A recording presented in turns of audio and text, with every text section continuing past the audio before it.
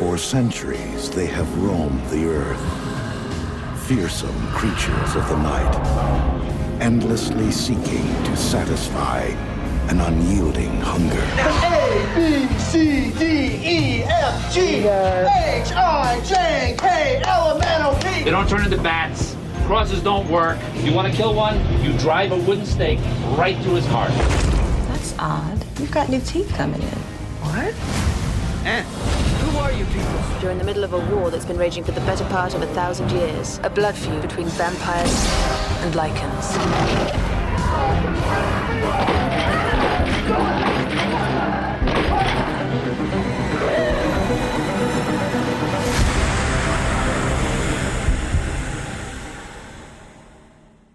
Welcome back to the evolution of horror. My name is Mike Munzer, and as ever, I am your host. If you're tuning in for the first time, then welcome. In this podcast, we explore and dissect the history and the evolution of the horror genre by looking at particular subgenres one series at a time. We are currently in the middle of our 8th season exploring the evolution of the vampire, and this is part 25. We are very nearly at the end of the series, which means that this week it's going to be our Also Rans episode. So this week we're not going to be covering anything in depth.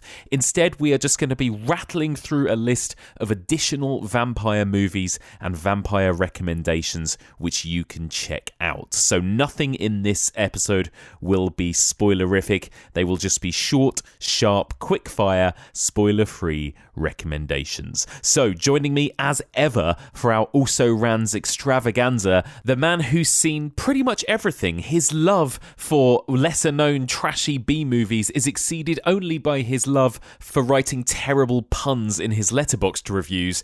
It's Brad Hanson. Hi, Brad. Hello, Mike. It's been a while. It's been a while, hasn't it? We're both feeling a little bit delicate today. On the day we're recording this, we just hosted our pub quiz last night, which went well. Yeah, but we may have overdone it. We overdid it. I think me, you and Becky were hosting it together. We got too excited, I think. Those drinks were flowing from fairly early on. Yeah, we were on it from 2 hours before the quiz was supposed to start. So it was a recipe for disaster. So we're both feeling fairly fragile today. But it's fine. We're consummate professionals. We'll get through it. We're all good. We're ready to talk vampires. Now, you did come on the podcast a few months ago to discuss Dracula, kind of Also Rans. But just remind us, what are your thoughts on the vampire subgenre? Would you say you're a fan of vampire movies? Yeah, not really. And one day you're going to ask me about a series and I'm going to say, yeah, love it. I know. Do you like home invasion movies, Brad? Thankfully, Michael, I do. Yes. So that is a plus. That's for good. us both. That's good. But vampires, it's never something that I tend to gravitate towards. And I do think vampires as a construct are quite interesting sort of creatures, the kind of doomed fatalism of your fate and how you're like kind of destined to walk the earth, perpetually drinking blood and trying to avoid sunlight. Yep. It's fine. I think it's a lot of emo, angsty stuff, isn't there? And you've already had enough angst off the back of your Twilight episode for us to get into it. Yeah. Any more emo Exactly. angst. We can't talk about that anymore. I can't wait for the mailbag, which is, I assume you've actually got literal death threats, which is good for you. No, do you know what? It's actually been, apart from a couple of angry people that didn't like me covering Twilight, all the rest have been overwhelmingly nice, going, good, I'm glad you covered Twilight. So it's important. It's nice. People have been very nice. So let's do it. As ever, we're going to do this we'll keep it spoiler-free, we'll keep them brief. We've come up with a list. You've got a long list, but we've got a list of 10-ish kind of essential Also Ran recommendations, and then we'll run through some additional ones as well as we go, I'm sure.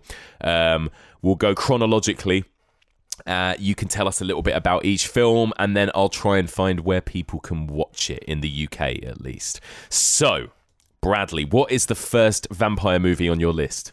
Already we're going to get complaints. The first vampire movie is from 1986. That's late. So that's where the complaints are going to come from. What about everything from 1930 to 1985?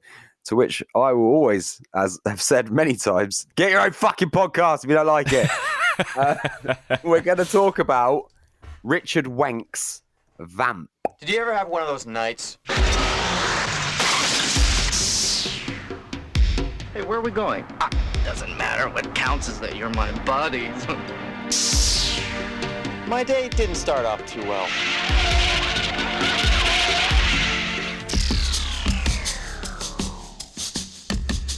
We be looking for ya.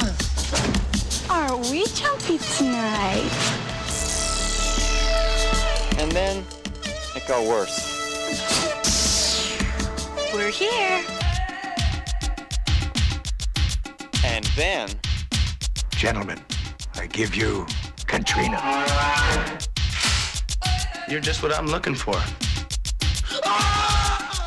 Why'd you pick? Tell us about... I've not seen Vamp. I've heard lots of good things. I know Stevie Webb mentioned it's one of his favourites, but tell us about Vamp. So two fraternity pledges go to a sleazy bar in search of a stripper for their college friends, unaware it's occupied by vampires. Now, this film feels a lot like a kind of precursor to From Dusk Till Dawn, in so much that it's two people fish out of water, out of their element, sort of thing, coming into a burlesque bar type thing, and they don't quite realise that they've walked into sort of like a viper's pit. Uh-huh. It stars the two leads are Chris Makepeace and Robert Rusler. Robert Rusler of Nightmare on Elm Street 2 fame. He played Grady. Oh, yeah. They go to this bar, and they're sort of with their friend Duncan, who's played by a guy called Gede Watanabe, and he's the cameraman from Gremlins 2. Oh, nice. Do you remember? Yeah. So he's kind of like this incredibly rich guy who's like in college got like, he sort of pays people to hang out with him basically because he's kind of a geek, and people don't really like him, but they like his money. They tag him along. They go to this strip club to find this, the ultimate stripper, and they come across Grace Jones. Oh my God. Femme fatale Grace Jones. And from there, obviously, it goes as one would expect in a sort of bawdy vampire sex comedy in the 1980s. There's some erotic dance scenes, one very famous one with Grace Jones in a very striking garb, shall we say. And it's quite a lot of fun. It's more fun than it maybe has any right to be. I'd only recently watched this in preparation for the also rounds because it's something that's always avoided me. But I think I saw it on one of the documentaries that Shudder have released recently. Oh, maybe the queer horror one, maybe, or something? Might have been the queer horror one.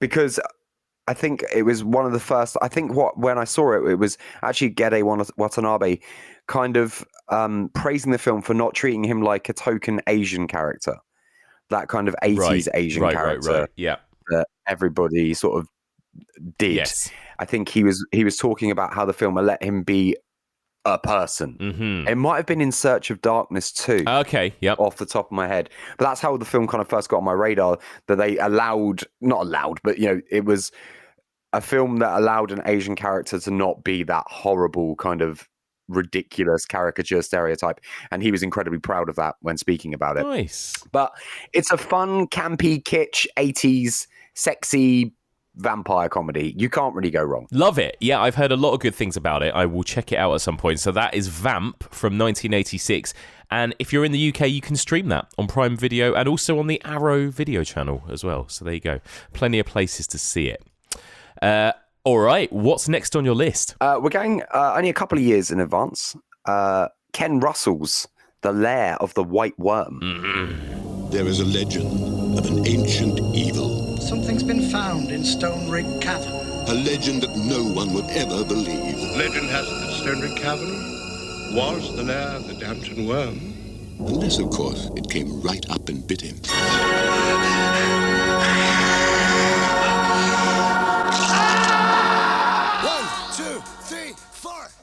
this is a bonkers film, isn't it? Well, it's Ken Russell. I mean, of course it's going to be bonkers. I mean, it is something to behold. This film's got a bit of something for everybody in this. It's got obviously vampiric vibes coming out the wazoo, but also it's got some weird fucking surrealist imagery, some kind of folk horror inflections. Yeah. Obviously some hello terribly. Oh, sorry. I'm befuddlingly English as possible.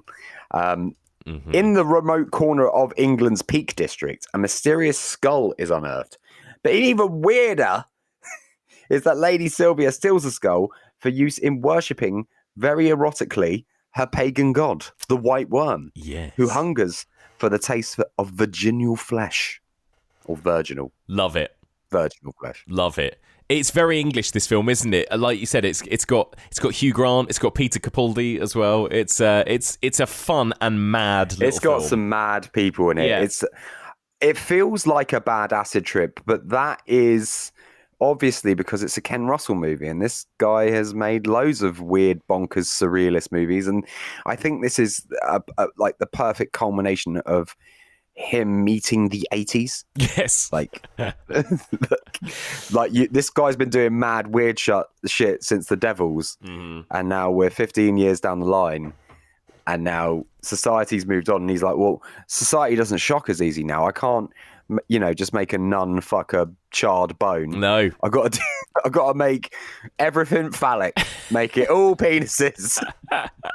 It's true. I love it. It's a good one. I think if you're into Ken Russell, if you're into all of that mad shit that he does, this is very fun. And it's fun to see people like Hugh Grant in a film as mad as The Lair of the White Worm as well. It's great. He sort of reminds me as he's like a precursor to Dale Cooper in Twin Peaks. Yes. That kind of like weird fish out of water. Like, you don't belong in this bizarre world, and yet you're having to kind of understand and exhibit and deal with what the hell you're seeing in front of you. And I would also say it's not traditionally vampiric. No. It is a vampire film, but I think if people have had enough of the whole garlic crosses, blah, blah, blah, I think this is a nice way to enjoy vampirism in a sort of more interesting and psychosexual way. Good point. Yeah, absolutely. So there you go. That's The Lair of the White Worm from 1988. You can watch that on Shudder in the UK, so definitely check that one out. All right. What is next on your list? Same year. It's Robert Bierman's Vampire's Kiss. Oh. He was an ordinary guy. Morning, everyone. Morning. Looking for an extraordinary love. I brought this girl up to my place the other night. It started with a kiss. Really hot. A very special kiss. You wanted her very badly. Yeah. A kiss that could drive you mad. I hate interrupted love affairs, don't you? Yep. I mean, of course, right? We couldn't not talk about a Nicolas Cage film. I mean, I often say, like, every microcosm of my being leads me up to certain moments. This is one of these moments. I have been dying to talk about Vampire's Kiss for years. I don't even know if I have. I may have done on another podcast, but I've forgotten. This is one of the... have you seen this? A long time ago. Yeah, a very long time ago. Okay, so just as a refresher, a publishing executive called Peter Lowe is visited and bitten by a vampire and starts exhibiting erratic behavior. He pushes his secretary to the extremes as he tries to come to terms with his affliction. The vampire continues to visit and drink his blood, and his madness deepens. It begins to look as if some of the events he's experiencing may be hallucinations. I wouldn't call that a plot synopsis, more some kind of weird, vague... But I didn't write it. I stole it from somewhere else. There you go. Obviously. There you go. What I will say is this film is a huge precursor to American Psycho. Mm-hmm. And I think that Peter Lowe, Nicolas Cage's character, shuffled so that Patrick Bateman could jive to Huey Lewis in the News. There you go. I think it's one of Nicolas Cage's finest performances. I think no one in the world could do this performance.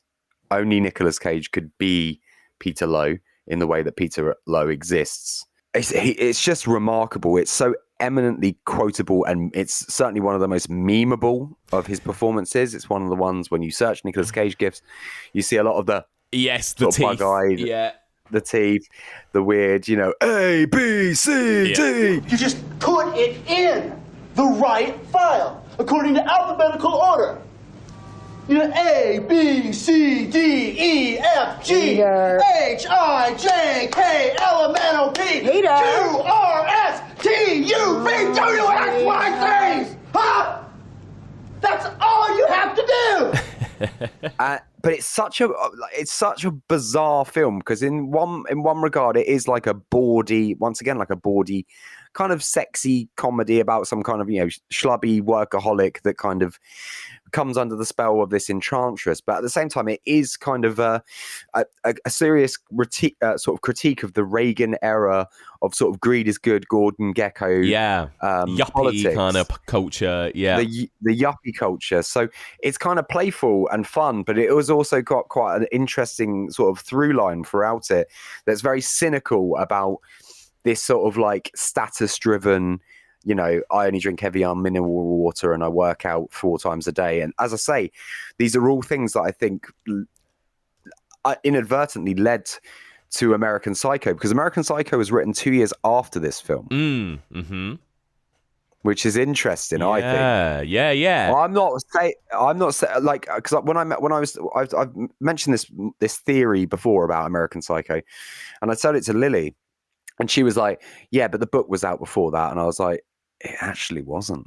The book came out after Vampire's Kiss." So I think we wouldn't have American Psycho if it wasn't for Vampire's Kiss. Get Bret Easton Ellis on the podcast. Get him to confirm it. I love that. Yeah, I mean, maybe. And yeah, I think it's definitely got that element, hasn't it? Of like, it's a little bit like Martin as well.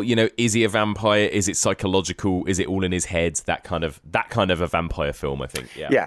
It's one of my ultimate. I mean, you're going to probably ask me that at the end, so I won't skip forward into that bit. But it's a firm vampiric favourite of mine. Love that. There you go. So, Vampire's Kiss. Now, it's not that easy to track down, is it? I think you can rent it, and it's on Freevee. Is that a thing where you have to watch adverts to watch the film? I haven't actually ever watched Freevee. Yeah, but yeah. It's available through Prime.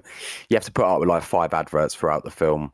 They're fine. It's like it's good to have a little break sometimes, isn't it? So just use those adverts for electric toothbrushes and Tupperware to reset your mind. What more could you want? Yeah, perfect. Well, there you go. So that's Vampire's Kiss from 1988. All right, what's next? We're jumping a bit. We're going to 1995 to talk about Wes Craven's Vampire in Brooklyn. Paramount Pictures presents... If you're hungry, I'll run you down to KFC down the street and hit you off with a 2-piece. I already had Italian. Eddie Murphy. Do I look like I would bite you? Angela Bassett. You bet not. Not after the day I've had. Eddie Murphy. Everything! Come on! Move it! Yeah, right. There's a lot of love in this room. Look at this. And Eddie Murphy. Bottom line, brothers and sisters, what I'm trying to tell you tonight is that evil is good. Let me hear y'all say it. Evil is good. Women. Vampire in Brooklyn. I would love to have you for dinner. Yeah, this is a weird film, isn't it? I always forget about this Wes Craven movie. Tell us about this one. So Maximilian is a lone survivor of a race of vampires from the Caribbean, sort of Bermuda Triangle, I think. They've been it's inferred that they've been eating people in the Bermuda Triangle. Yes. And he comes to Brooklyn in search of the last of his sort of relatives, who is Rita, a New York Police Department detective who doesn't realize that she's half vampire. And Maximilian will do anything to put her under his spell. Mm-hmm. What do you think of this movie? So I've just finished watching it before we started watching recording. Nice. I literally finished it like half an hour ago. Yeah. And it was one of those ones where I was like, yeah, I've seen this. I hadn't seen it. That was the first time I'd ever watched Vampire in Brooklyn. I remember it very distinctly from VHS rental shops. Yes. Definitely remember it from that. Definitely. Yeah. But it turns out I haven't seen it before. I think it's okay. I don't think it's certainly not top tier Craven, and I would also argue it's not top tier Eddie Murphy either. No. Although it is only the second time in his film career that he plays multiple characters in a film. That's only the second time. Jesus. Yeah, he did, and he only did like a little throwaway one in Coming to America. This is the first proper time that he starts playing multiple characters. Oh my God, it's pre the clumps. It's Nutty Professor. Yeah, it's pre the clumps, and we're not quite there yet. But he plays 3 characters in this one: the Reverend, and he plays an Italian guy called Guido, who is a horrible Italian stereotype. Oh God. Yeah, I'm guessing you haven't visited this in a while. No, I actually was talking to our friend Becky Dark about this because she just watched it as well, and I was saying I watched it, rented it from the video shop. I remember very clearly, and think at the time just thinking, oh, I love Eddie Murphy, I love Wes Craven, let's give this a watch. And I remember as a kid not really liking it and not really getting it, and I keep thinking, oh, I should revisit it at some point. But Becky watched it the other day and she was like, it's not great. It's odd because it's so tonally at odds with itself, because it doesn't quite know what it wants Eddie Murphy's Maximilian character to be. Yeah, because he doesn't play it for laughs, although it has laughy moments, but he's also not threatening enough to be sort of, this sort of monster, shall we say. Yeah. So he kind of walks the line of being neither, and he seems more like just like a kind of a guy that won't take the hint. Not into you, man. Yeah. He's not into you, pal. Just leave you. Dust yourself off. Try again. We've got Angela Bassett playing Detective Rita Vedder. Love Angela Bassett. Obviously, everyone loves her. And there's I love John Witherspoon. He's one of my favourite sort of comedic actors from the 90s. He all popped up in like everything. Yeah. And he's always funny. Yeah. And he's, once again, very good value in here. You've got one of your Twin Peaks crew, Wendy Roby. Oh yeah, from The People Under the Stairs as well. Yeah, she turns up and so does Jerry Hall. Good to see Jerry Hall. Nice. I mean, it's quite stereotypical. It's quite base, shall we say? It doesn't. It's not doing. So in a film that I'm sad didn't make the top 10 list, that I think is more transgressive. And saying more interesting things, especially about black vampirism, is obviously Death by Temptation. That's worth a watch as well. Yeah. I mean, it was going to get a mention later in the not the top 10, but in retrospect, I wish we'd picked Death by Temptation. The reason we've picked Vampire in Brooklyn is because it's Wes Craven. Yeah, because it was a big release in the 90s. But I think Death by Temptation is a much more interesting vampiric tale that James Bond did back in 1990. So we might as well shoehorn that in while we're here now as well. We might as well. Yeah. Which is, I'm surprised from your perspective that you didn't give it a full episode. I know, maybe I should have. It's this thing with vampire films. There's just so many films and so little time. But yeah, Death by Temptation from 1990. This is written and directed by and starring James Bond III, as you mentioned. An evil succubus is preying on libidinous black men in New York City, and all that stands in her way is a minister in training, an aspiring actor, and a cop who specializes in cases involving the supernatural. It's great. It's interesting. Like you said, it stars Samuel L. Jackson in an early role, as well as Bill Nunn, Kadeem Hardison, and a bunch of other really interesting people. I think you could tell a lot about a woman by the kind of bed she sleeps in. Now, this freaky bed says to me that you are one hot-natured freakazoid.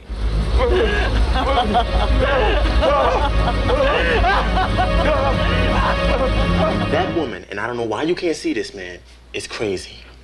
She is a murderer. I'm telling you, something ain't right. No! So there you go, there's a little 2-in-1 recommendation for you there. So Death by Temptation from 1990, we would both recommend you can watch that on Shudder right now. And Vampire in Brooklyn from 1995, the Wes Craven movie, which you can stream on Paramount Plus, Now TV, and a bunch of other places. Bizarrely, we've focused on Vampire in Brooklyn, but I want you to come away being like, I should watch Death by Temptation. Yeah, perfect. Odd. Why not? Sure. There you go. All right. So that was Vampire in Brooklyn / Death by Temptation. What's next? We're going to 1998. Speaking of horror legends making vampire films, John Carpenter made a film called Vampires. Have you ever seen a vampire? Forget whatever you've seen in the movies. It's not like they're seducing everybody in sight with cheesy Eurotrash accents, all right? They don't turn into bats. Crosses don't work. You want to kill one, you drive a wooden stake right through his heart. From the master of terror comes a new breed of evil. John Carpenter's vampires. A lot of people stick up for this one as like one of the better kind of later John Carpenter movies. Tell us a little bit about this one. So the church enlists a team of vampire hunters to hunt down and destroy a group of vampires searching for an ancient relic which will allow them to exist in sunlight. They're led by Jack Crow, who is played by right-wing nut James Woods, along with Daniel Baldwin and a few Mark Boone Jr. and a few other people in this ragtag bunch of vampire hunters. Now the film starts with like a quite interesting and quite fun sort of opening where they've gone to that nest hunting for vampires, and then it turns out they're like fucking fishing for vampires. They like get their hook in them and they reel them outside. Great fun. Great fun. I have no issue with that. And if the whole film was just that, I'd be like, yeah, it's quite good. After a successful hunt, they go to a motel where Cheryl Lee is also around. Yes. Not wrapped in plastic. Just fine. Just normal. She's fine. But not for long. Not for long, because Jan Valek comes along and gives her a little nibble. And then he turns up and absolutely decimates 90% of this ragtag vampire crew with ease. And here we've got some fucking amazing practical effects. There's decapitations, there's impalements and choking someone through someone else. So like he's put his hand through someone's torso and then is choking someone. Brilliant stuff. And then there's the part of the film that sticks out more for me than anything else is then he turns to James Woods, who is literally just firing off bullets willy-nilly. Yeah. Like, he could literally be the fucking collateral damage, friendly fires he could be killing. He don't care. And he turns, and it looks like he's just finished vaping, because he's like got like steam coming out of his mouth. And he's like, Jack Crow. And that's all. Before I rewatched it last week, that was the only thing I could remember from the film. Was Jack Crow. It's stupid, this film. Yeah, what did you think of it, rewatching it last week? Do you enjoy it? It's stupid. It's really stupid. But I would go out to bat for it in so much as saying it is the last good John Carpenter film. Yeah. After that, the drop off is bad. Yeah. I would say it's mid to lower tier John Carpenter, personally. It's not one of my faves, but you're right. It's definitely the last sort of decent one that he made. And it does have some cool practical effects. I remember that. It won a bunch of awards. It won some Saturn Awards for Best Makeup, Best Music, John Carpenter's score, Best Actor for James Woods as well. So, yeah, I think it is like a bit of a cult favourite, this one, isn't it? And I know a lot of people really stick up for it. But yeah, like you say, it's pretty stupid. It spawned 2 sequels as well. The second one, John Bon Jovi was the lead. Amazing. And in the third sequel, no one. No one's in that. No one. No. I mean, there are people in it, but they just look like a load of letters. I don't know who they are. Okay. Well, there you go. So that's John Carpenter's Vampires. That's from 1998. You can't stream that for free, sadly, but you can rent it in all the places.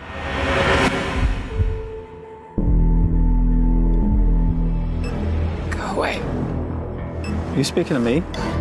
Stay away from me and my kid. Okay, you are mistaking me for someone else.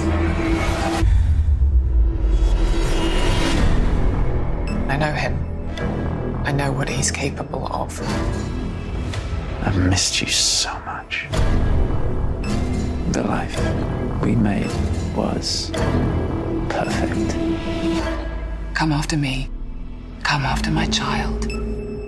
I swear to God, I will kill you. Hi everyone, that was a little clip you just heard there from one of my favourite horror films of 2022, Resurrection, starring the incredible Rebecca Hall. I feel like this movie really went under people's radars this year. I first saw it at a film festival earlier on in the year. It's taken a long time to come out on general release, but it is now available on Prime Video. And that is one of the many, many new releases that we discussed on this month's edition of Fresh Blood.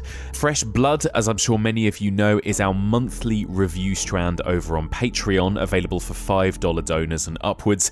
At the beginning of every month, I get together with Brad Hanson, Becky Dark, and Louise Blaine, and we will discuss and review a whole bunch of new horror content available on streaming services, on physical media, in cinemas, on TV. We even discuss and recommend video games. It's all completely spoiler-free, so if you like these kinds of also Rand style episodes, you can get one of those every month over on Patreon with Fresh Blood. So head on over to patreon.com/evolution of horror. We've got loads of other exciting stuff coming up in the new year, including an M. Night Shyamalan retrospective. So for $10 donors, we often do these kind of exclusive little mini seasons where we look at a particular franchise or a different director's work. And I thought, what better time than January 2023 to go through and discuss every single film in the Shyamalan back catalogue, in anticipation of Knock at the Cabin, his new movie, which is being released in February. So that will be available for $10 donors. $10 per month will also get you access to a whole bunch of other exclusive mini-seasons, and $20 per month will get you access to absolutely everything and make you an official Evolution of Horror sponsor, where you get your own little dedicated segment in the middle of an episode. So if you want to sign up and help support the making of this podcast and get treated to regular bonus content and more, then head on over to patreon.com/evolution of horror.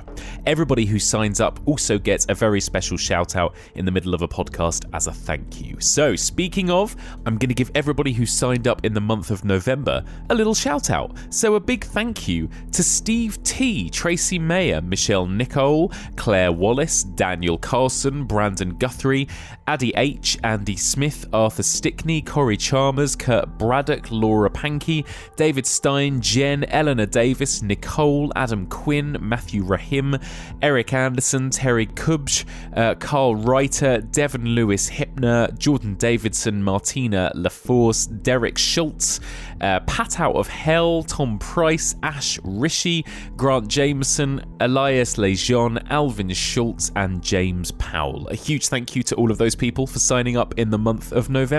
And one more time, if you want to join them and get treated to regular bonus content and more, then sign up now. Patreon.com/evolution of horror. That's patreon.com/evolution of horror.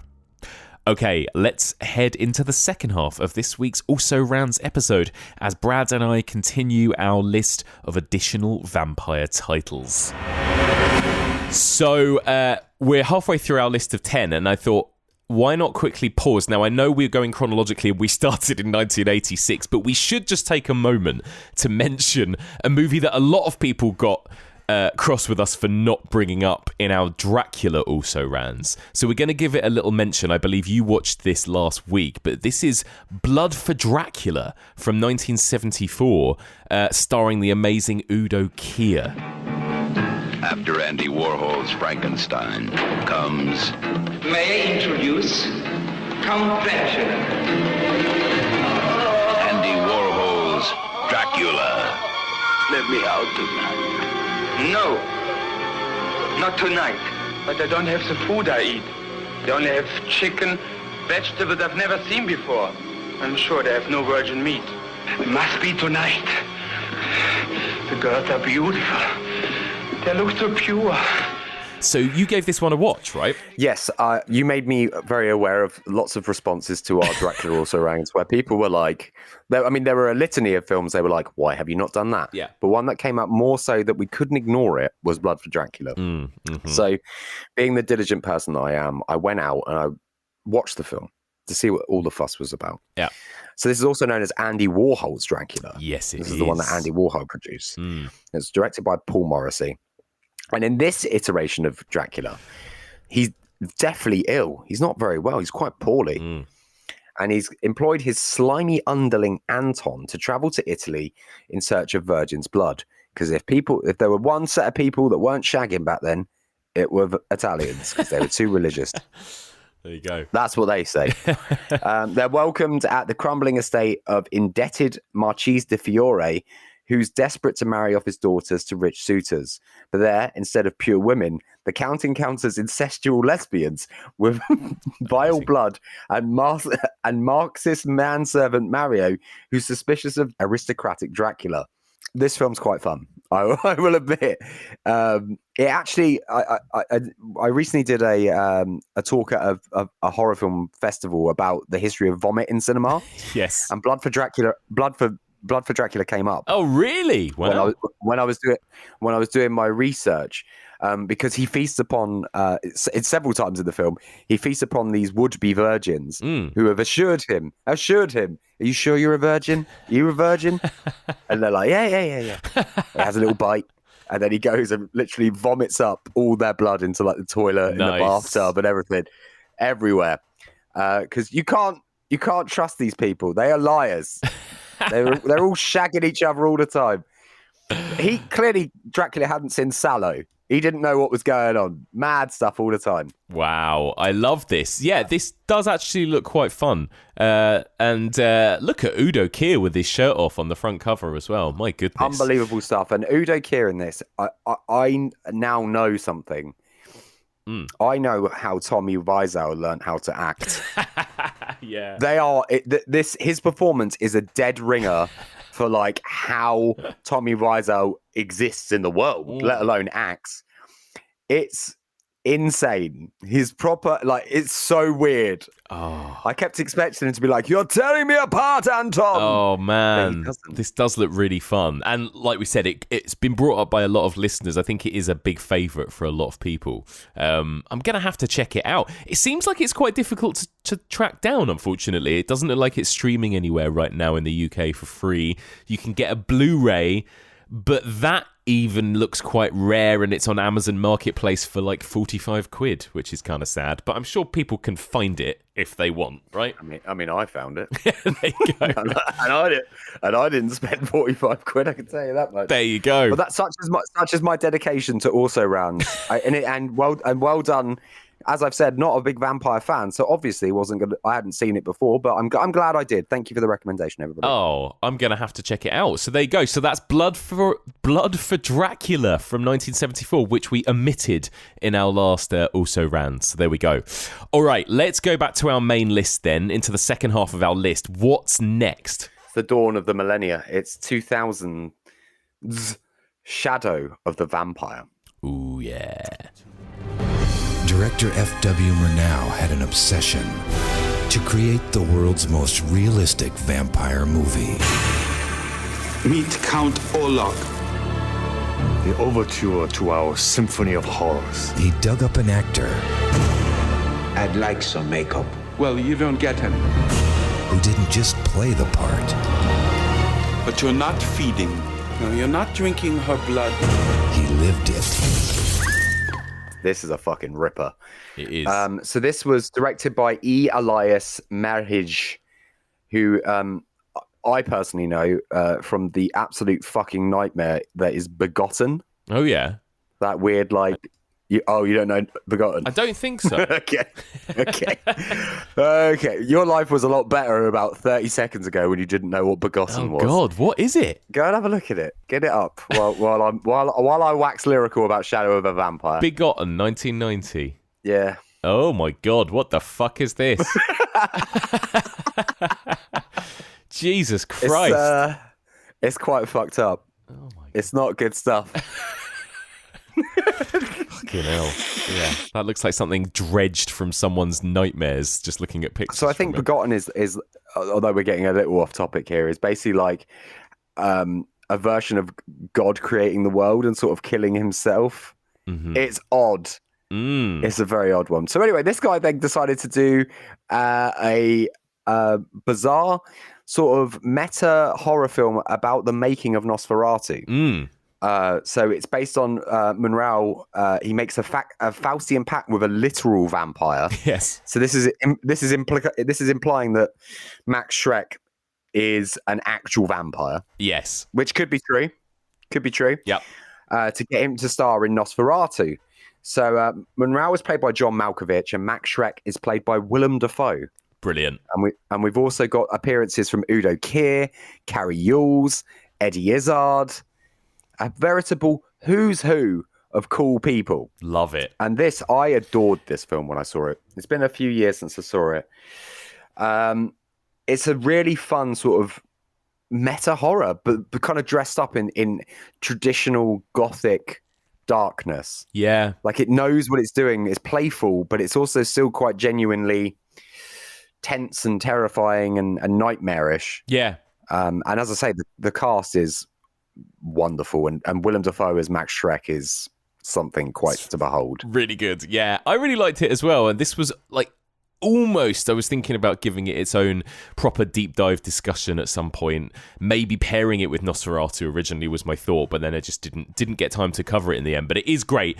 I love a movie about movie making, and I love all of that stuff where they're kind of making this silent film. And yeah, the performances are weird and unhinged. I mean, it's a weird story, right? The fact that it's like, oh, they're making this vampire film. This guy's also actually a vampire. But it's fun. It's like a really fun spin on the sort of behind the scenes story of this weird mythic film, I suppose. Yeah, absolutely. I mean, it's one of my personal favorites of the list that we've compiled today. Mm-hmm. And now, even more, the thing I'm more happy with is that you know that Begotten exists, and I know you're curious. I am. I can't unsee these pictures on Google Images of Begotten. I know you're curious, and if any listeners are listening, being like, "What's Begotten?" Go and have a look. Go and have a little look. Just Google image it. It looks pretty good from the Google image. I kind of want to check it out. It looks genuinely quite scary. So there you go. So that's Shadow of the Vampire, which again, sadly, doesn't look like it's streaming anywhere right now in the UK. But you can pick up a DVD of it. Doesn't look like you can get it on Blu-ray, but there's a DVD out there you can order on Amazon or wherever else. It's great. If you're into vampire film history and all that kind of thing as well, it's worth a watch. All right, so that was Shadow of a Vampire. What's next on your list? It's a biggie. It's a biggie. It's a biggie. I can't believe it didn't get its own episode. Actually, upon rewatching it recently, I absolutely see why it didn't get its own episode. It's 2003's Underworld. The war itself had become more perilous. The weapons had evolved. But our orders remained the same. Hunt them down and kill them off, one by one. They are the immortal damned. One family lusting for power and wealth. The chain has never been broken, not in 14 centuries. Another driven by revenge. Soon we'll defeat the vampires on their own ground.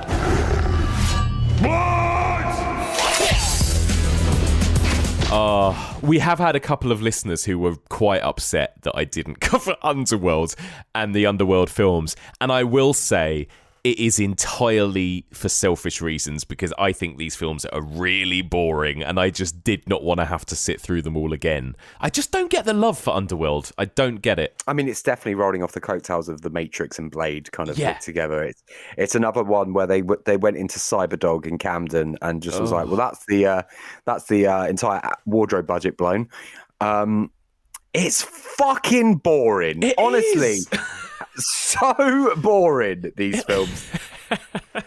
I said there's genuinely more dynamism, conflict and drama between the Tories and Labour during a PMQ than there are in this type of tepid fucking thing.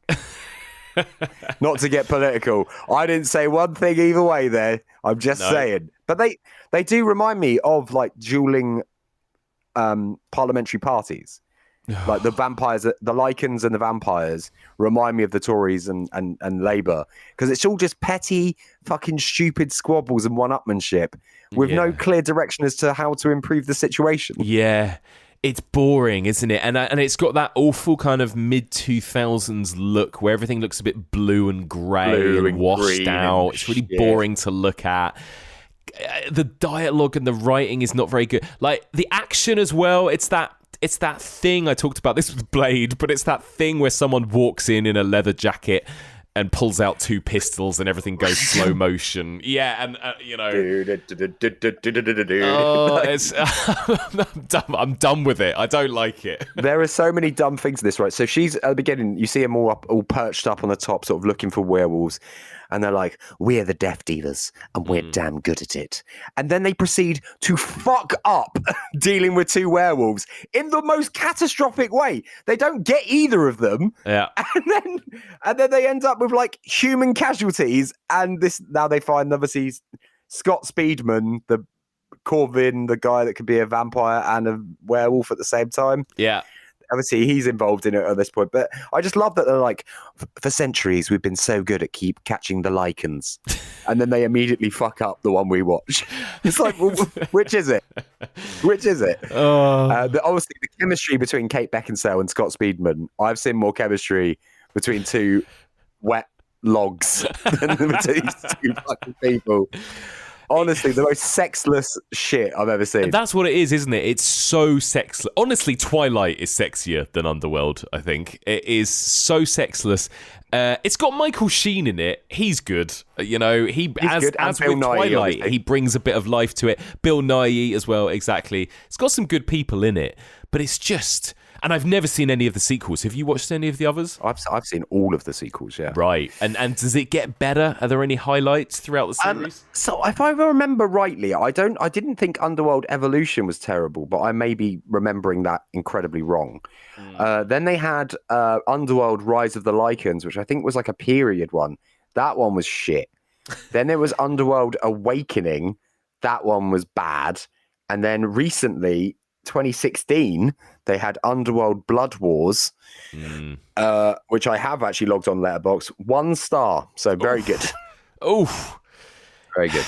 Yeah, no. And I will give and I'm sorry because I know there are some genuine fans of these films, and I like that people love it, and I wish I understood what people love so much about this franchise, but I just do not get it, and I couldn't put myself through it. But I will plug The Final Girls. The Final Girls podcast, they did a whole episode on all of the films. Louise Blaine had to watch all of them and discuss them with Anna Bogutskaya. So if you want to hear a good, fun, in-depth discussion of those films, there are other podcasts where you can find them. You know, it's just not here. It's just not here. Sorry, everybody. All right, so there you go. That's Underworld, the original there from 2003. What's next? You didn't say where they're from, or we can watch them. Oh shit! Yeah, good point. Okay, it's because I hate them so much. I'm like, don't even watch them. Just spoiler alert: they're all on Netflix except for the last one. Oh, okay. There you go. So Underworld series, you can watch all of them bar the last one on Netflix. And by the sounds of it there from Brad's review, you don't want to watch the last one anyway, so that's fine. All right, so what's next on your list? So we're going now into more sort of contemporary vampirism films, specifically this one, which is I was a big fan of when I saw it. I'm slightly remiss that I didn't get an opportunity to revisit it in time for the podcast, and that is 2016's The Transfiguration. Have you been hurting any animals? Maybe thinking, but I don't do it. Not anymore. Wow, you're really into vampires. I was gonna say scary movies. So you heard, huh? No. Someone killed a white boy in the basement. So what are vampires like? I think it starts with drinking blood. Like you have a need to. Eventually that's not good enough. So you switch to animals and people. This is a really good film, actually. And again, I sort of regret maybe not covering this one in depth because it is a banger. Maybe one day I'll give it a proper episode. But yes, tell us about The Transfiguration. When troubled teen Milo, who has a fascination with vampire lore, meets the equally alienated Sophie, the two form a bond that begins to blur Milo's fantasy into reality. Mm-hmm. So you were a fan of this one when you saw it? Yeah, back in 2017, I think. I've just checked when I watched it. My review, not great, I'll be honest with you. I'm not very, very proud of myself there. My review simply says, for fans of being a moody goth. Right. But I like being a moody goth. So you liked it? I would say that's an endorsement, if anything. Yeah. Lloyd Kaufman's in this film. It's very weird.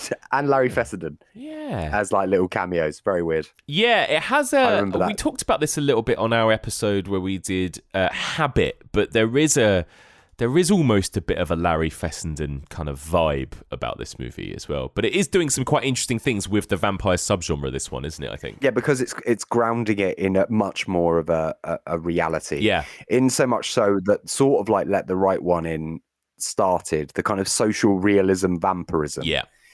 The kind of Ken Loach vampirism. Yes. The kitchen sink drama, Mike Lee vampirism. Yeah, that's it. We're firmly in the quote unquote elevated horror era of vampire films at this point, right? Yeah, we definitely are at this point. But I think this is one of the first films to do it and do it in an interesting way, because now we're getting 3 or 4 of these a year. Yes. Last LFF 2020 was ridiculous for Jesus this. Christ. Jesus Christ. Yeah. For vampire movies with very little vampirism in them. So much so that they've not even made my total list, my full list. So sorry, Rosa Love Story and My Heart Can't Beat Unless You Tell It To. Yeah, that you don't make the cut. I mean, I've mentioned you now, so technically you win, but you weren't supposed to get mentioned. But it is really good. Definitely, this is a smart and interesting vampire film. Definitely worth a watch.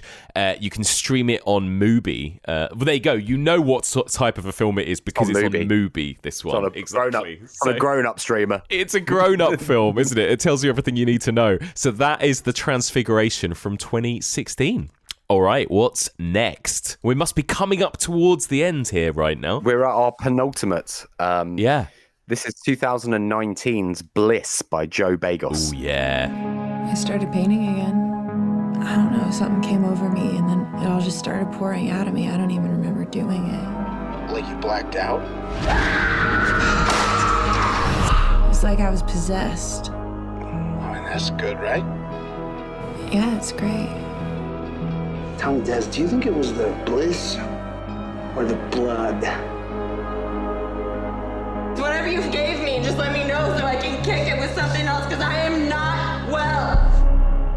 This was a big Fright Fest one, wasn't it, a few years ago? Yeah, it was one of those ones where I went into it because it's Fright Fest, not expecting much. And what I actually got out of it was something that was fucking punk rock and very cool and like sexual and interesting and a very feminine take on vampirism that I think spoke more so to the sort of generation of women that we now have. Yeah. It's about sort of a liberated woman, a woman that has... I love that 2 white men doing this as usual, but talking like having ownership of oneself, but not only owning yourself, but owning your vampirism and your want for blood. I think it's an interesting take on the genre. To give you a little synopsis, in need of creative inspiration, a professionally stagnant and hard partying Los Angeles artist recklessly indulges in a series of drug binges. As the narcotics fly out of control, so does her newfound and inexplicable yet unquenchable craving for blood. Indeed. It's got shades of, like, story-wise, shades of something a bit like The Addiction, I would say, right? But then visually... Oh, massively. But then visually, I know people have made these comparisons, but it feels a bit like a Gaspar Noé film, maybe, or, a Fulci film at times and that kind of thing. It's pretty visually amazing. It's lit, incredibly well, and it's scored really well. It's got, like, a metally, punky... But that's what, Joe Bagos does that with all his films, and that's what I kind of like about him. He's quite a heavy metal filmmaker, if you know what I mean. Yeah. Like he has a bit of like an edge. Even you watch Christmas Bloody Christmas today, there's still like that rocky. Oh, definitely. Punk rock. Yeah. Sort of most of the dialogue is even about that in the first act of that film. But yeah, for people who haven't seen it yet, there's a Christmas horror film that's coming to Shudder this month called Christmas Bloody Christmas, also directed by Joe Bagos, who did Bliss. And yeah, he's just great at creating kind of look and mood, like the lighting and the production design and everything. It's quite a vibe, isn't it? I actually missed this one at Fright Fest. I think we talked about this on Fresh Blood, maybe, but me and Becky Dark I think we'd had a day of watching quite bad films and we were like, let's skip this one. Sounds shit. pub it. And we went to the pub, and then everyone came back saying it was the best film of the festival. I was like, damn it. Watched it at home. Every year. It's always the way. Watched it at home, loved it, but I do kind of wish I'd actually seen it on the big screen, because it does seem like the sort of film that must have looked and sounded amazing in the cinema. Yeah, on the IMAX and all that sort of thing. So yeah, it features a wonderful central performance from Dora Madison, who plays Desi in the film. She's fantastic. It's got all his frequent collaborators, Jeremy Gardner, Graham Skipper, Matt Mercer and Josh Ether. These guys that are kind of always, they've become their of this LA collective that kind of make these films. And this one, I would say, it's got touches of Near Dark as well. There's a shot which is very similar to Bill Paxton, where she's driving along in an open top car. There's beautiful homages to other elements of vampire cinema. And it's like a lean, mean 80 minutes as well, which honestly, extra star. Love it. For being sub 90. Sub 90, you get extra star. Absolutely. Well done. Love that. 100%. Yeah, it's great. It's worth a watch. So that's Bliss, and you can stream that on Prime Video and on Shudder and on the Arrow video streaming channel as well. So there's loads of places to see it. Definitely worth a watch. All right, we are on the last entry of our list, right? What's our last vampire film? I know what it is. I really wanted to play a joke on you and say it was Morbius. I actually did wonder whether we should have mentioned Morbius as well, just because it's gonna get it. We'll mention it. We'll do it in a bit. Yeah. We'll do it in a bit. This is 2021's Jacob's Wife by Travis Stevens. That's odd. You've got new teeth coming in. What? Ann. Oh, good, you're home. Get changed. I'd like to go out. 40 years I've known this woman. Every day the same. Now, I don't know who I'm coming home to. How much of that could I get? You want the blood? I feel more alive than I have in years. Hey, Mrs. Fetter, you all right? Mrs. Fetter?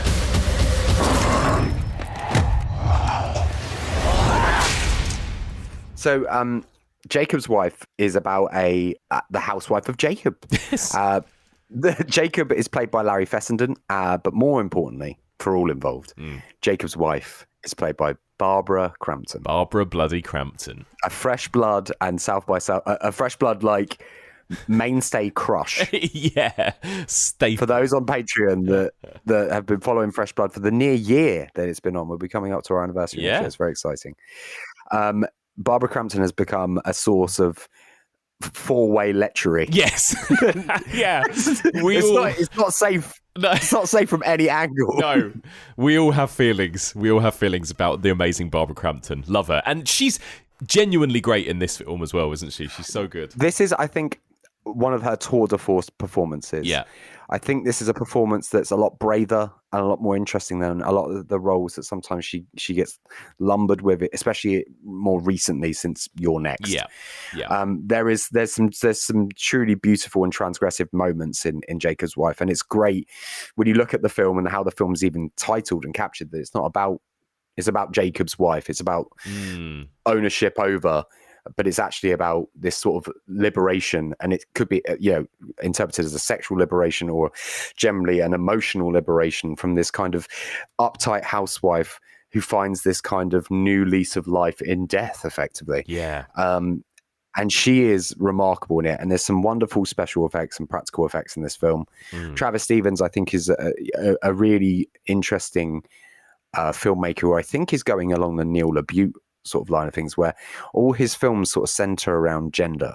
Yes. In quite interesting ways, because obviously The Girl on the Third Floor came under quite a lot of heavy scrutiny for glorifying misogyny. Yeah. And then there was this, was almost like no, I do like women. Yes. Sort of like a response almost. Yeah. Like a response. Like, I think you misinterpreted Girl on the Third Floor, and then since then he's obviously now done A Wounded Fawn, which plays both sides of that. And I think that's out this month too on Shudder, isn't it? We're slipping in some new release recommendations in here as well. I keep thinking I'm on Fresh Blood. What's I know. going on? It's very confusing, isn't it? But we will be talking about that on Fresh Blood soon. But yes, he's an interesting director, and I remember seeing Girl on the Third Floor and people walking out of that screening. Some of our friends left it halfway through because they found it a bit gross and offensive and misogynist. And, that's the debate that we can all have. Is it a film that is about misogyny, or is it actually just a misogynist film? But I think you're right. I think he addresses that really cleverly in Jacob's Wife, because this is definitely a feminist vampire film, I would say, Yeah, absolutely, because I think he didn't want to be pigeonholed as someone that was only sort of interested in the male aspect of horror.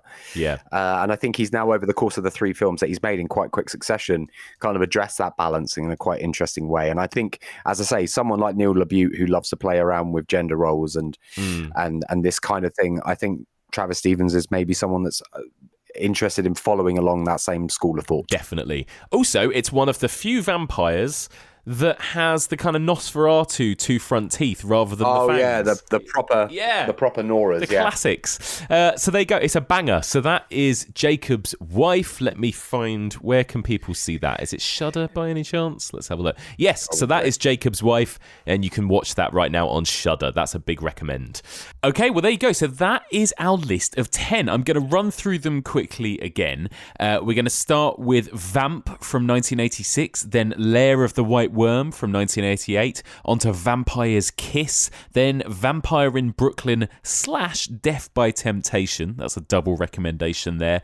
Shadow of a Vampire, Underworld, The Transfiguration, Bliss, and Jacob's Wife. And a special recommendation / apology for not previously mentioning Blood for Dracula from 1974. So, Bradley, that's our main list of 10-ish recommendations, but we've got a few extras to mention before we wrap up, don't we? I want to give a special shout out to a criminally underseen vampire film from 2013 called Afflicted. I've not seen this. Seen it? No. So 2 friends on a tour of Europe take a dark turn when one of them contracts a mysterious illness. They race to find out what it is and how to cure it before the sickness consumes him completely. It's a really interesting film by Derek Lee and Cliff Prowse. And I fucking adored it when I first saw it years and years and years ago. Nice. And I highly recommend it. It's well worth checking in. Go in blind. It's a really interesting take on the vampire genre. Also, shout out to He Never Died with Henry Rollins. You seen this? No. So Jack is a solitary man with a mysterious past. His strange habits will soon become stranger when his past catches up with him. It's basically like an action movie where like you can't kill him, but the reason you can't kill him is because he's a vampire. Right. Yeah. And Henry Rollins is sort of like indestructible sort of thing. It's great. Nice.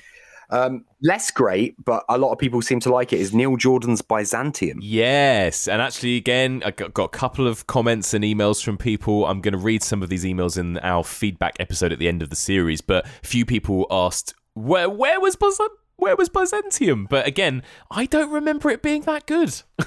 I didn't like it. I can say that much. I thought it was really boring, but it was one I was quite interested in revisiting. I haven't had the time. Simple as that.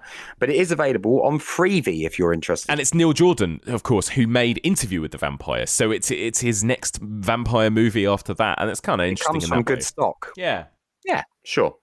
Another big one from the early 2000s, Queen of the Damned with Aaliyah. Yeah. Again, like, I wouldn't say it was the best film in the world, but kind of interesting to watch. And that's the sequel to Interview with the Vampire, right? And it stars Aaliyah. So yeah, it's definitely worth a watch. Exactly. Now, for you people complaining that I never mention anything old, 1945's The Isle of the Dead, starring Boris Karloff. So yeah, it's a Greek island where it's inhabited by a load of fucking blood-sucking vampires, and it's old, so you can't have a go at me for not saying any old ones. Good. We've got Jim Mickle's debut, Stakeland. Mm-hmm. Do you remember that? I do remember Stakeland. I loved it. Loved that film. Once again, been far too long since I watched it. I believe it had a sequel as well, Stakelander, if I remember very well. So that's a good one. That's worth you watch. Obviously, I'd be remiss if we didn't mention Jean Rollin and Fascination. Yep. The sort of sexy Euro vampirism of the 1970s. Yeah, nice. I'd be remiss if that didn't get obviously mentioned. I want to give a little shout out to Once Bitten, which is Jim Carrey's first leading role. Oh, shit. Yeah, that's right. That's the sort of spoof one, isn't it? Yeah, it's quite similar to Vamp. Right. You know, like unlucky schlubby guy, kind of finds himself or finds like his mojo by becoming vampiric. It's quite fun though, quite interesting. Shout out as well to Subspecies and the entire Subspecies not trilogy, fucking there's millions of them. These are all available on Arrow if you're interested. They're all mostly directed by Ted Nicolau, who did TerrorVision. Oh, nice. Love TerrorVision. But that's by the by. So these are, once again, just evil vampire named Radu returns to his hometown of Prejna after spending years in exile. And it's your typical vampire movie, but it spawned, fucking hell, here we go. Oh, no, it's not that bad. 6. Oof. 6 in total. It's quite a lot. Yeah. It's quite a lot, to be fair. Shout out to Daybreakers as well. Oh, yeah. From the Spierig brothers, who did Predestination, Jigsaw, Winchester, Undead, loads of stuff. They made Daybreakers with Ethan Hawke and, once again, Willem Dafoe and Sam Neill. I only watched this for the first time like last week, thinking it might make the top 10. I watched it and was like, it's not making the top 10. I do think it's interesting that whether the regime is run by humans or vampires, it still sucks. Very good. Very good. Look at that. That's great. Comedy there. Thank you. Shout out to Francis Ford Coppola. Oh, yeah. The Twixt. Oh. 2011's Twixt with Val Kilmer. Oh, shit. I haven't seen that. Oh, it stinks. It's really bad. No. Oh, no. A declining writer arrives in a small town where he gets caught up in a murder mystery involving a young girl. The mystery is it's vampirism. Spoiler alert. If you have any good feeling towards Francis Ford Coppola, do not watch it because it's almost, you know how upset I get about Argento's Dracula? Yes. It's the same as that. Yeah. Just don't do it. Just quit while you're ahead. I want to do a shout out as well to Michio Yamamoto's trilogy of films, his Dracula and vampire films that he made in Japan. So they're The Vampire Doll, Lake of Dracula, and Evil of Dracula. They were made over the course of 4 years. Arrow have done a wonderful job of restoring and putting them on a complete movie set called the Bloodthirsty Trilogy. So you're able to watch them on Arrow, or obviously pick up the Blu-ray itself. But there's some really fun, interesting curios of sort of 1970s Japanese vampiric nature, so it's always good to have a bit of that. There's also Rigor Mortis from 2013 by Juno Mack. Nice, yep. That's another cool Asian vampire film. Moving over slightly from Asia to Russia, let's not forget Timur Bekmambetov's Night Watch. Yes, the weird, like, sort of Night Watch, Day Watch movies. Yeah. That's right, yeah. I mean, it had, like, really cool, like, driving cars up buildings and stuff. Yeah. Exactly, yeah. It basically what Wanted, it became... Didn't he do Wanted? Oh, did he? Oh, there you go. Yeah, he did do Wanted. Curving bullets. But he started by doing this... So there was Night Watch and Day Watch. That's right. Speaking of Timur Bekmambetov, he also did Abraham Lincoln Vampire Hunter. Oh, what a classic. Which I got in trouble for making a joke about recently this year. Oh, yeah. What was that? That was a Blonde. Was that you talking about Blonde? Yeah. People were being upset with the factual inaccuracies in Blonde might want to give Abraham Lincoln Vampire Hunter a wide berth. That's available on Disney Plus. There you go. If you're interested in watching Abraham Lincoln kill vampires. I'll just quickly rattle through some more. The Hamiltons, Blood Rain, Razorblade Smile, The Night Flyer, Captain Kronos Vampire Hunter, Sleepwalkers to a certain degree, I think is also vampiric. Yeah. Mick Garris's Sleepwalkers, which I'm surprised. I fucking adore that film. Yeah. I've got a whole Twitter thread of me watching that for the first time and losing my actual mind. Like Amazing. That's like peak Cocaine King again. Back at it. And obviously... Another Dracula one we missed was Defula, which came up in Michael Blythe's BFI quiz when we did it. That's right. Literally a story about a deaf Dracula, right? And it's called Defula. Yeah. Yeah. And the whole film's told in sign language. There's no words. That's so cool. We didn't know about it, and Michael Blythe taught us about it. So I figured I'd mention it here, because where else is it going to get mentioned? Perfect. Thanks, Michael Blythe. I love that. Thanks, Michael Blythe. And finally, and I know people are going to be spitting feathers when they're like, well, you didn't say that one yet. Finally, it's Morbin time. It's Morbius. I never bothered watching Morbius, but I'm guessing you did. Obviously. Front row centre. It absolutely stinks. Yeah. It is trash. It's now available on Now TV for anyone who's desperate to watch it. I'm fairly convinced that for someone who's been able to run and operate his own cult, Jared Leto might be the most uncharismatic leading man I think I've ever seen in my life. It's true. He's really dull. He's basically a very good-looking potato. Yeah, that sums him up. Yeah, I'm not in a rush to see that one. And let me just finish. There's a couple of titles that people have emailed me about, so I'll read them. Sure.